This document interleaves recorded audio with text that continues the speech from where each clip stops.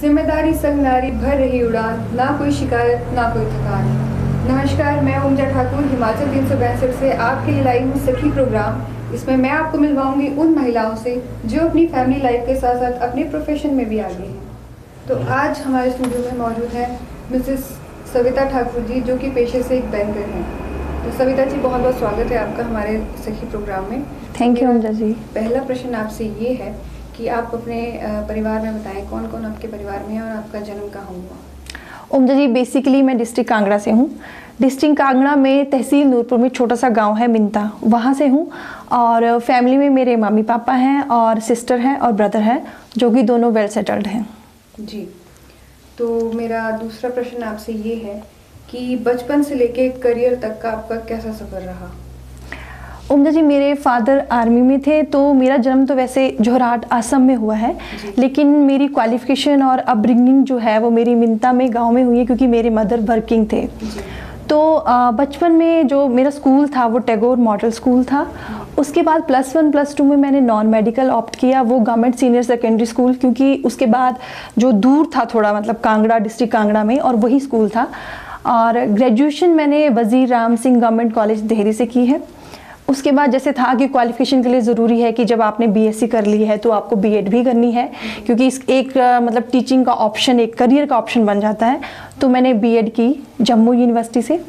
साथ साथ में बोला कि पीजी भी ज़रूरी है, और मेरा इंटरेस्ट था फिज़िक्स में, तो मैंने एमएससी फिज़िक्स डीएवी जालंधर से की है। और जब एजुकेशन मेरी कंप्लीट होगी तो मुझे लगा कि मुझे अब जॉब करनी है। एक था कि मुझे अपने पैरों पे खड़े होना है, क्योंकि मेरी मदर खुद वर्किंग है।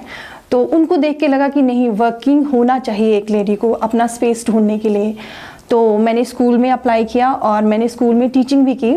और इन बिटवीन जैसे पेरेंट्स को होता है कि चल पढ़ाई होगी, अब प्रोफेशन भी हो गया, अब बेटी की शादी कर देनी है। तो हमीरपुर में मेरी शादी हुई है। और उसके बाद भी जो मेरे इन लॉज थे वो काफ़ी सपोर्टिव थे। उनको लगा कि नहीं, ये पढ़ने वाली है तो इसको आगे पढ़ाना चाहिए, इसका इंटरेस्ट है। तो मैंने शादी के बाद एमफिल भी की है फिज़िक्स में, और इन बिटवीन एंट्रेंस एग्ज़ाम्स देती रही, और लकीली मुझे जॉब मिल गई कांगड़ा बैंक में, और बैंकिंग में मैं जॉब करती हूँ अब। जी, आप एक बैंकर हैं। जी जी, तो ये तो आपका करियर तक का सफ़र था।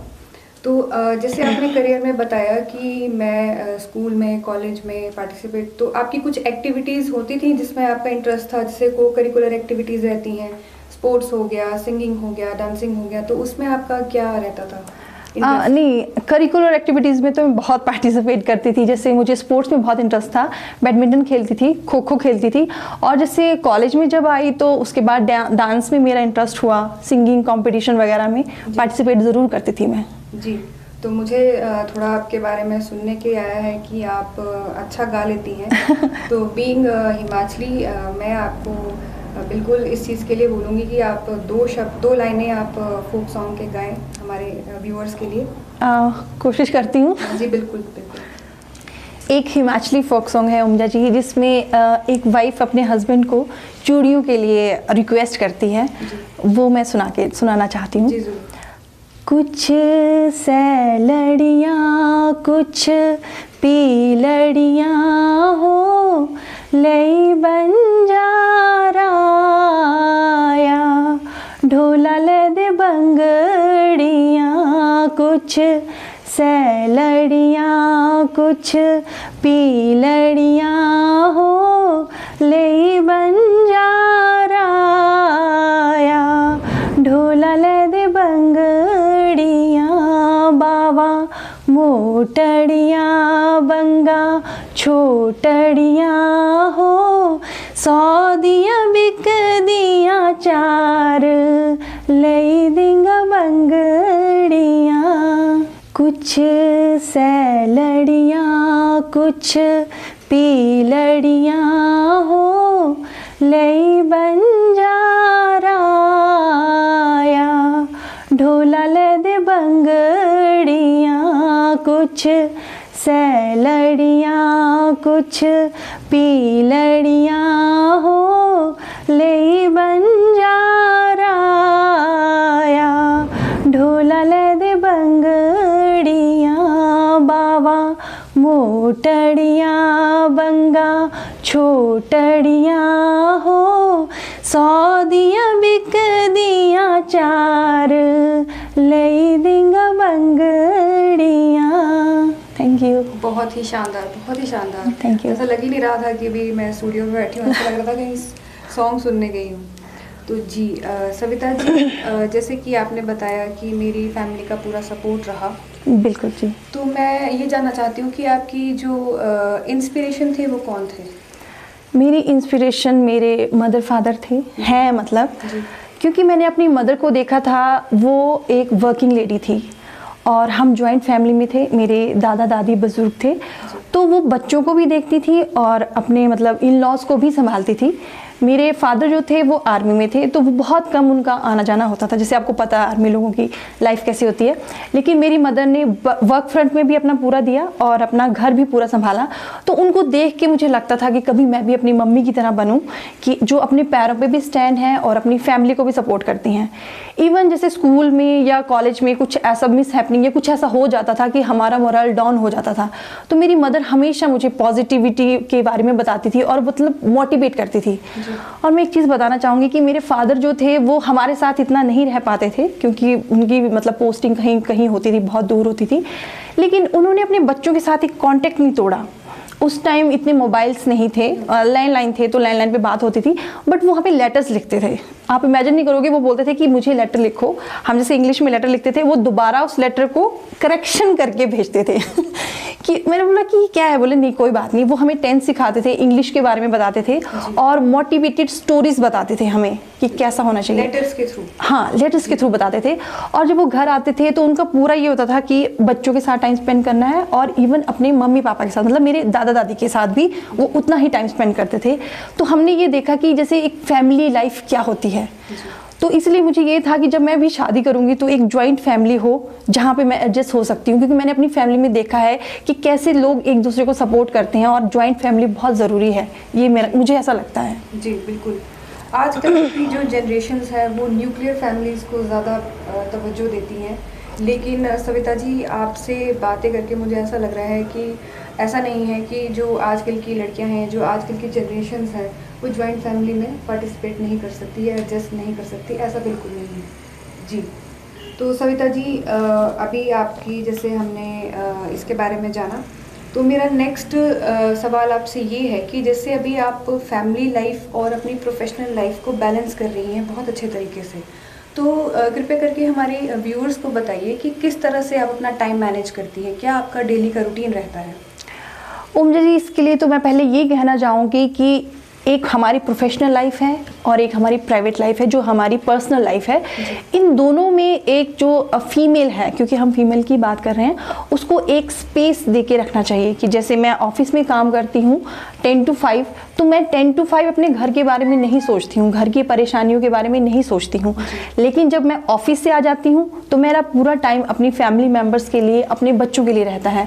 तब मैं ऑफिस का डिस्कशन या ऑफिस का स्ट्रेस लेके नहीं आती हूँ। तो इसके लिए एक तो थोड़ा सा हेक्टिक होता है शेड्यूल, लेकिन हमारे पास 24 आवर्स होते हैं और वो हमने देखना है कि हमने अपना एक एक मिनट कैसे यूटिलाइज करना है। तो इसके लिए सुबह मैं जल्दी उठती हूँ, 5 o'clock उठ जाती हूँ मैं। उसके बाद अपना डेली रूटीन करने के बाद, अपना किचन वगैरह का करने के बाद, बच्चों को करने के बाद फिर मैं ऑफिस जाती हूँ। क्योंकि मैंने बताया कि मैं एक जॉइंट फैमिली में हूँ, तो मुझे काफ़ी सपोर्ट है फैमिली का। मेरी बड़ी भाभी हैं, मेरी जेठानी है, वो भी वर्किंग है, लेकिन हम दोनों आपस में मैनेज करती हैं और अपने मतलब बुजुर्गों को भी देखते हैं, बच्चों को भी देखते हैं। जी तो जैसे कि आपने बताया टाइम मैनेजमेंट के बारे में, तो आजकल जैसे लॉकडाउन चल रहा है तो बच्चों की क्लासेस, लाइव क्लासेस चलती हैं, तो वो किस तरह से होता है? जैसे आपको तो ऑफिस जाना पड़ता है, आप बैंक जाती हैं, तो फिर आप बच्चे कैसे अपने आप रेडी होते हैं लाइव क्लासेस के लिए? मेरी बेटी है, वो 12 साल की है, तो उसको भी मैंने इस तरीके से तैयार किया है कि वो अपने काम खुद करे। मैं कोशिश करती हूँ कि ज़्यादा से ज़्यादा काम वो खुद करे, ताकि वो आगे जाके उसको इसके लिए हेल्प मिले। तो वो अपनी क्लास खुद लगा लेती है। शुरू में उसको दिक्कत आई तो हमने, उसके फादर ने उसको सपोर्ट किया, उसकी हेल्प की कैसे लगानी है, लेकिन अब वो खुद कर लेती है। और बेटा छोटा है, 5 साल का है, उसके लिए थोड़ी सी दिक्कत है, तो कभी उसकी दादी लगा लेते हैं। और जैसे मैंने बताया कि मेरी भाभी हैं, वो टीचर हैं, लेकिन वो वर्क फ्रॉम होम कर रही हैं, तो वो उसकी हेल्प करती हैं क्योंकि वो घर से हैं। तो इस तरह से आप अपना टाइम मैनेज करती हैं। बिल्कुल। तो हमारे सखी प्रोग्राम के माध्यम से मैं अपने व्यूअर्स को ये बताना चाहूँगी कि बीइंग अ बैंकर ये अपनी फैमिली लाइफ और अपनी प्रोफेशनल लाइफ को बहुत अच्छे से चला रही हैं। तो इससे हमें ये कंक्लूजन मिलता है कि जॉइंट फैमिलीज़ का कितना बड़ा रोल है, तभी ये अपनी प्रोफेशनल और जो इनकी फैमिली लाइफ है वो बैलेंस कर पा रही हैं। बिल्कुल जी। तो मेरा अगला प्रश्न आपसे सविता जी ये है कि जिस तरह से आपका प्रोफेशन है बैंकिंग का, तो इसमें इतना स्ट्रेस होता है, इतना वर्कलोड होता है, तो आप अपने इस स्ट्रेस को रिमूव करने के लिए कुछ हमें हेल्दी टिप्स बताइए जिससे कि जितनी भी वर्किंग विमेन हैं उनको हेल्प मिले। ओमजा जी, इसके लिए तो पहले तो ये बोलना चाहूँगी कि खुद से प्यार करना सीखिए। जी। आपका जैसा भी जॉब है, जो भी काम है, आपको जॉब भी करनी है, आपको फैमिली भी देखनी है, तो आपको स्ट्रेस में रह के नहीं देखनी है। आप अपने आप को तैयार करें कि मुझे ये करना ही है और खुश होके करना है। दो ऑप्शन होते हैं हमारे पास, या तो किसी काम को हम खुश होके करें या किसी काम को रो के करें। अब ये हमने देखना है और अपनी लाइफ में एक पॉजिटिव एटीट्यूड रखना है कि मुझे ये करना है और बहुत अच्छे तरीके से करना है। इसके लिए आप ये कर सकती हैं कि सुबह जैसे आप उठते हैं तो अपने लिए समय ज़रूर निकालें, चाहे थोड़ा जल्दी उठ के निकालें, मेडिटेशन करें, आप योगा करें और आप वॉक के लिए तो ज़रूर जाएं, क्योंकि पूरा दिन आपने जो है वो अपनी फैमिली को देना है, अपने प्रोफेशन को देना है, आपके अपने लिए टाइम कहाँ बचता है। तो आपने सुबह सुबह का टाइम अपने लिए ज़रूर निकालना है। दूसरी चीज़ मैं अपना एग्जांपल देके बोलती हूँ कि जैसे हम शाम को आते हैं तो हमने ये डिसाइड किया हुआ कि हम घर के जितने भी मेंबर्स हैं वो शाम को इकट्ठे हम चाय पीते हैं। तो वहाँ डाइनिंग टेबल पे जब हम चाय पीते हैं तो हम एक दूसरे से डिस्कस करते हैं, उनसे पूछते हैं आपके साथ क्या हुआ, आपके प्रोफेशन में क्या हुआ। तो अगर कोई स्ट्रेस है, मुझे स्ट्रेस है, तो मुझे गाइड करते हैं कि नहीं ऐसा नहीं, ऐसा भी हो सकता है, ऐसा भी हो सकता है, तो थोड़ा रिलीफ मिल जाता है। उसके बाद जैसे आपके बच्चे हैं उनको समय ज़रूर दें, क्योंकि आजकल जो चीज़ें हम टेक्नोलॉजी से नहीं सीख सकते वो बच्चे हमें सिखा देते हैं। तो मैं अपने बच्चों के साथ टाइम स्पेंड करती हूँ, उनके साथ बच्चों की तरह ही रहती हूँ और नाचती हूँ, हंसती हूँ। मतलब मुझे लगता ही नहीं कि मैं टेंशन में हूँ या स्ट्रेस में हूँ, तो बच्चे मेरा स्ट्रेस बस्टर है। जी बिल्कुल। और जैसे कि अभी स्ट्रेस की बात की हमने, स्ट्रेस मैनेजमेंट की, तो आप जैसे कि आजकल का कोरोना का टाइम है, तो कोरोना में आप किस तरह का फूड प्रेफर करती हैं कि किस तरह का खाना खाना चाहिए? क्योंकि आप तो खैर बैंक जाती हैं, लेकिन कुछ लेडीज़ हैं जो वर्क फ्रॉम होम कर रही हैं। जैसे आपने बताया आपकी भाभी जी हैं, वो एक टीचर हैं, तो वो वर्क फ्रॉम होम कर रही हैं, घर से क्लासेस ले रही हैं। तो इस तरह की जो लेडीज़ हैं वो किस तरह की डाइट अपने इसमें रूटीन में लाएं जिससे कि वो फिट रह सकें? ऐसा है ओमजा जी कि जैसे लास्ट ईयर भी पेंडेमिक बहुत ज़्यादा था, लोग बहुत डरे हुए थे और जैसे काढ़े का सेवन या ऐसा कुछ कर रहे थे, लेकिन उसके साथ साथ लोगों ने, मुझे लगता है कि लॉकडाउन को एंजॉय भी किया। उन्होंने यूट्यूब से बहुत बहुत चीज़ें बना के खाई भी, सब कुछ किया। मुझे लगता है कि इन सब चीज़ों को थोड़े टाइम के लिए तो ठीक है, लेकिन हम एक हेल्दी फूड जिसमें, क्योंकि एक आपकी एज होती है और उसके बाद आपको मतलब अगर आप हेल्दी फूड नहीं खाएंगे, हेल्दी लाइफस्टाइल नहीं रखेंगे तो बीमारियाँ आपको नेचुरली जकड़ेंगी। और एक जो लेडी होती है वो घर का एक बेस होती है, अगर वो खुद ठीक नहीं रहेगी तो बाकियों को कैसे दिखेगी वो। तो एटलीस्ट उसको खुद को ठीक रखना है, हेल्दी फूड खाना है, हेल्दी हैबिट्स रखनी है, तभी वो अपना एग्जाम्पल अपने बच्चों को दे सकती है कि मैं ऐसा करती हूँ तो बेटो आप बच्चों आपने भी ऐसा ही करना है। जी। ये मैं बोलना तो सविता जी, जैसे कि आपने बताया कि आपकी एक बेटी है, बड़ी बेटी है और एक छोटा बेटा है, तो आप बताइए कि कैसे आप उनको आगे करियर के लिए गाइड करेंगी? जैसे बच्चे कई बार बोलते हैं कि साइंस, आर्ट्स और कॉमर्स के अलावा हमने किसी और फील्ड में जाना है या हमने स्पोर्ट्स में जाना है या कुछ और उनका इंटरेस्ट होता है, तो आप कैसे अपने बच्चों को गाइड करेंगे करियर से रिलेटेड? ओमजा जी, मुझे लगता है कि जैसे मेरी पहले की सोच थी कि शायद 9th तक बच्चों को कुछ पता नहीं होता है कि सब्जेक्ट्स के बारे में, ये मेरी सोच थी पहले, और उनको बताना चाहिए कि आप मेडिकल लो, नॉन मेडिकल लो, कॉमर्स लो, क्योंकि तब तक उनका इंटरेस्ट पता चल जाता है किस फील्ड में जाना है। और मेरी जो जेठानी जी हैं, उनका बड़ा बेटा जैसे डॉक्टर है, वो MBBS कर रहा है, तो हम लोग अपने बच्चों को भी ये बोलते हैं कि नहीं ये अच्छी फील्ड है, आपको वहाँ जाना चाहिए। लेकिन मैंने अपनी बेटी में देखा कि वो भी 7th क्लास में है और 5th ऑनवर्ड्स ही उसका एक सपना था कि है मतलब कि मामा मुझे एस्ट्रोनॉट बनना है। तो मैंने उसको बोला कि बेटा क्यों बनना है एस्ट्रोनॉट? तो उसने बोला कि मामा मुझे स्पेस में जाना है और मुझे देखना है। तो मैंने उसको बोला बेटा उसके लिए बहुत पढ़ना पड़ेगा, आप करोगे? हाँ मैं तैयार हूँ। तो 5th क्लास से मुझे लगा कि वो जनरली ऐसे ही बात कर रही है जैसे बच्चे बात करते हैं, तो मुझे लगा ठीक है इसका सपना होगा और ये हो जाएगा, टाइम से चेंज हो जाएगा। लेकिन अभी मैं देखती हूँ कि वो उसके लिए जो उसका पैशन है वो बढ़ता जा रहा है जी। कि जैसे वो जाती है कहीं घूमने भी जाती है तो उससे रिलेटेड बुक्स लेके लेती है, या कोई मूवी आ रही हो जैसे मिशन मंगल मूवी, तो मैं बता नहीं सकती कि उसने कोई 10-12 बार जितनी बार आई है वो देखती है। मैं उसको बोलती हूँ कि तूने एग्ज़ाम देना है, बोले नहीं मम्मा मुझे देखना ही, मेरी फेवरेट मूवी है। तो मुझे लग रहा है कि शायद उसका सपना है, आगे भगवान जो चाहेगा वो अलग होगा। लेकिन मैं और उसके फादर यही सोचते हैं कि हम उसको सपोर्ट करेंगे, वो जहाँ भी जाना चाहेगी हम उसको जाने देंगे। और रही बात मेरे बेटे की, वो 5 साल का है, तो उसका सपना तो डेली चेंज होता है, जो कार्टून देखता है उसके अकॉर्डिंगली उसका सपना चेंज होता है, तो उसके लिए तो मैं अभी कुछ नहीं बोल सकती हूँ।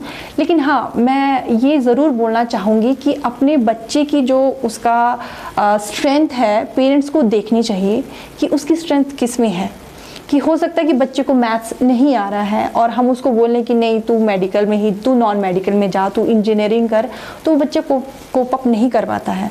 तो पेरेंट्स की ये बहुत बड़ी रिस्पॉन्सिबिलिटी बन जाती है कि वो बच्चे को देखें, उसको वॉच करें कि उसका इंटरेस्ट किस साइड में है जी। दूसरा मैं ये भी बोलूँगी कि फिर भी +2 तक उसको बेसिक एजुकेशन जैसे है वो तो उसको मिलनी चाहिए, उसके बाद वो अपना इंटरेस्ट करके उसके फील्ड में वो जाए, ये मैं चाहती हूँ।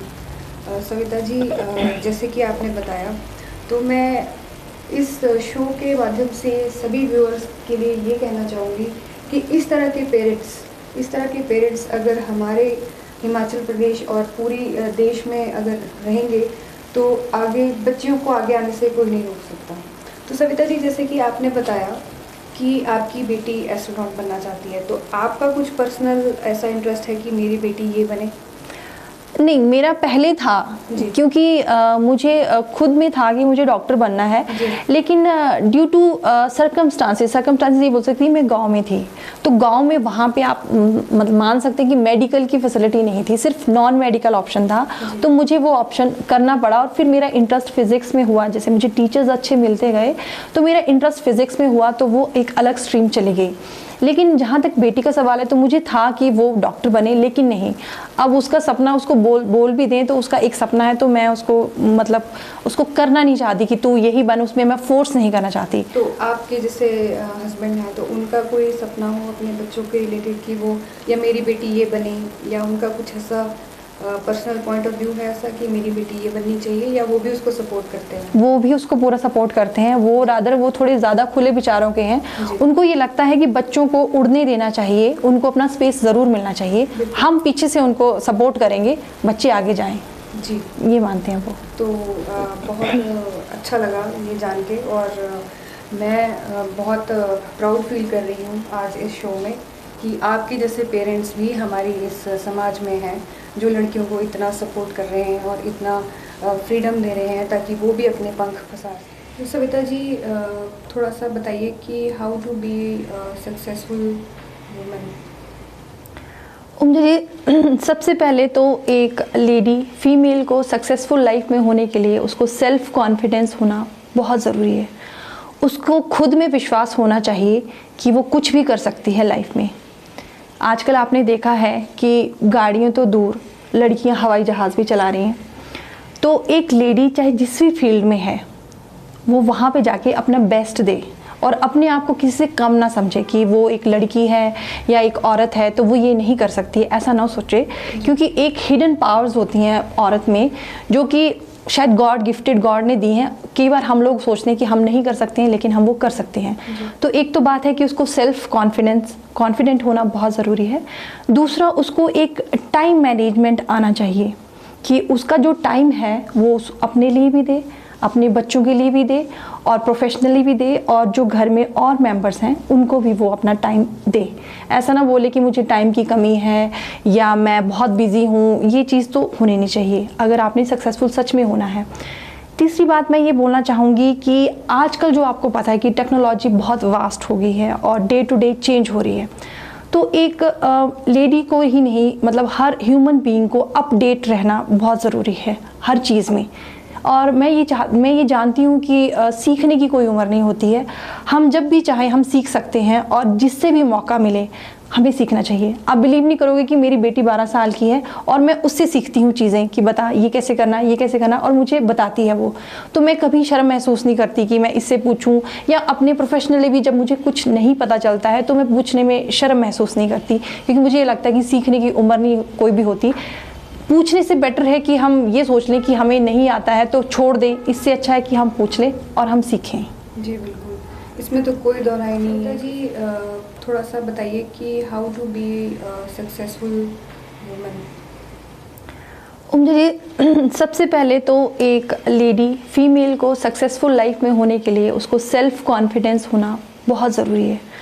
उसको खुद में विश्वास होना चाहिए कि वो कुछ भी कर सकती है लाइफ में। आजकल आपने देखा है कि गाड़ियाँ तो दूर, लड़कियाँ हवाई जहाज़ भी चला रही हैं। तो एक लेडी चाहे जिस भी फील्ड में है वो वहाँ पे जाके अपना बेस्ट दे और अपने आप को किसी से कम ना समझे कि वो एक लड़की है या एक औरत है तो वो ये नहीं कर सकती, ऐसा ना सोचे। क्योंकि एक हिडन पावर्स होती हैं औरत में जो कि शायद गॉड गिफ्टेड, गॉड ने दी हैं। कई बार हम लोग सोचते हैं कि हम नहीं कर सकते हैं, लेकिन हम वो कर सकते हैं। तो एक तो बात है कि उसको सेल्फ कॉन्फिडेंट होना बहुत ज़रूरी है। दूसरा, उसको एक टाइम मैनेजमेंट आना चाहिए कि उसका जो टाइम है वो अपने लिए भी दे, अपने बच्चों के लिए भी दे और प्रोफेशनली भी दे, और जो घर में और मेंबर्स हैं उनको भी वो अपना टाइम दे।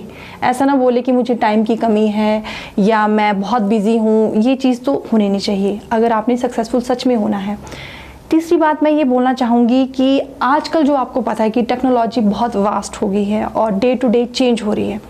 तो एक लेडी को ही नहीं, मतलब हर ह्यूमन बीइंग को अपडेट रहना बहुत ज़रूरी है हर चीज़ में। और मैं ये जानती हूँ कि सीखने की कोई उम्र नहीं होती है। हम जब भी चाहें हम सीख सकते हैं और जिससे भी मौका मिले हमें सीखना चाहिए। आप बिलीव नहीं करोगे कि मेरी बेटी 12 साल की है और मैं उससे सीखती हूँ चीज़ें कि बता ये कैसे करना, ये कैसे करना, और मुझे बताती है वो। तो मैं कभी शर्म महसूस नहीं करती कि मैं इससे पूछूं, या अपने प्रोफेशनली भी जब मुझे कुछ नहीं पता चलता है तो मैं पूछने में शर्म महसूस नहीं करती, क्योंकि मुझे ये लगता है कि सीखने की उम्र नहीं कोई भी होती। पूछने से बेटर है कि हम ये सोच लें कि हमें नहीं आता है तो छोड़ दें, इससे अच्छा है कि हम पूछ लें और हम सीखें। जी बिल्कुल, इसमें तो कोई दो। तो दर्शकों, आज के लिए बस इतना ही। देखते रहिए आपका अपना प्यारा शो Sakhi, sponsored by IQ Wing Ado infotech private limited Hamirpur, only on Himachal 365 TV।